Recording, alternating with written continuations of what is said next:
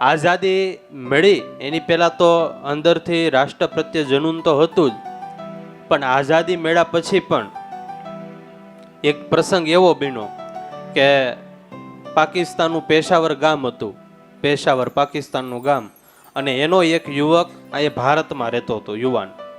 હવે એને એવો વિચાર આવ્યો કે હું મારા ગામ પેશાવર, મારા વતનમાં જાઉં અને થોડાક દિવસ ત્યાં રોકાઈ આવું. આવો વિચાર કરીને એ પાકિસ્તાન પેશાવર ગામમાં ગયો, બધી ઘરની સાફ સફાઈ કરીને ત્યાં રહ્યો. એમાં જ્યારે એ સાફ સફાઈ કરતો ત્યારે ઘણા બધા હથિયારો એને મળ્યા ઘરમાંથી.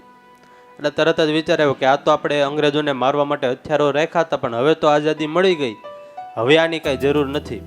આને હું પાકિસ્તાનમાં જે પણ પોલીસ સરકાર હોય એને જમા કરાવી આવું, એવું વિચારીને એ ત્યાં જમા કરાવવા ગયો. એટલે સામે પોલીસ અધિકારીઓ જે પણ છે પાકિસ્તાન એને બધું પૂછ્યું ક્યાં રહ્યો ને હું કરો ને બધું. એટલે આને કીધું હું ભારતમાં રહું. અને પછી ઓલા પાકિસ્તાનોને એમ થયું કે હવે આ ભારતમાં રહી તો આપણે આને કંઈક ફસાવીએ, કેસમાં આને આપણે અંદર નાખીએ. એટલે ખોટો આની ઉપર કેસ કર્યો કે આ બિનકાયદેસર પરમિશન વગરના બધા હથિયારો રાખે છે, અને આવી રીતે આની ઉપર કેસ કરવામાં આવ્યો. આને તો ઘણા પ્રયત્નો કર્યા સમજાવવાનો, પણ એ તો કાંઈ સમજે નહીં સામે પાકિસ્તાનો.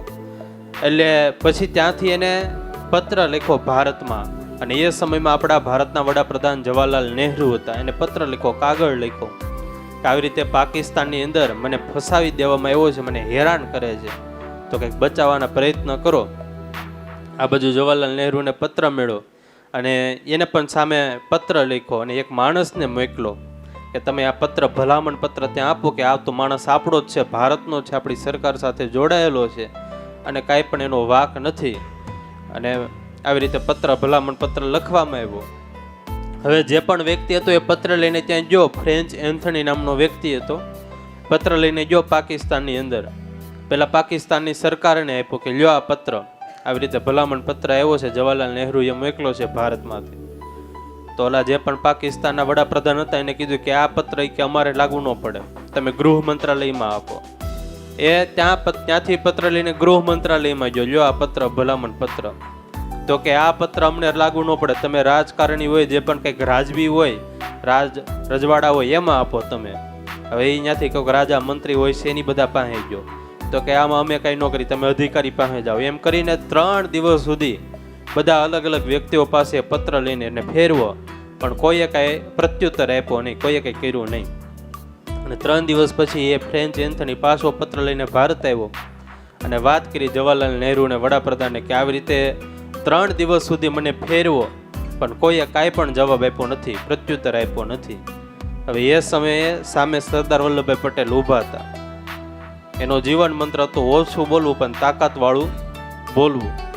સામે ઊભા હતા ને એને ખાલી એટલું સાંભળ્યું કે 3 દિવસ સુધી ફેર્યો પણ કોઈએ કાંઈ જવાબ આપ્યો નથી. અને એ જ સમયે કાગળ ને પેન લીધી, ખાલી 2 જ લીટી લખી.